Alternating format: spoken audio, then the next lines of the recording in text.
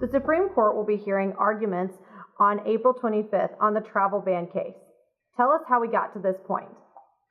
Well, we remember the first week of the Trump presidency when they issued a travel ban on certain countries.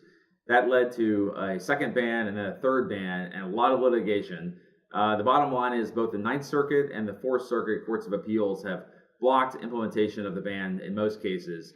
And the government, the Trump administration, has now appealed to the Supreme Court to allow them to put the third travel order into place. So what are the main legal questions the Supreme Court will be wrestling with? The lower court litigation really had a very interesting flavor.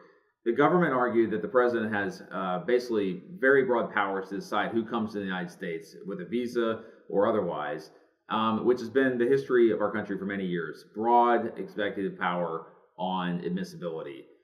The plaintiffs, which included universities and more liberal-leaning states and businesses, argued that the Establishment Clause, which forbids discrimination based on religion, was implicated here by the president's statements regarding Muslims. And the lower courts agreed with the plaintiffs and blocked the ban.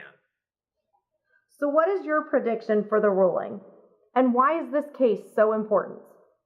Most legal observers expect that the Trump administration, will eventually win this case.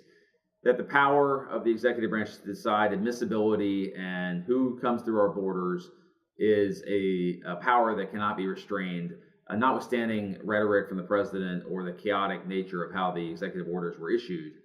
This is a really important case, though. It sends a signal to the world of how open we are for business, for customers to come in and look at our exports, for tourists to come see our sites, for students to come to our universities.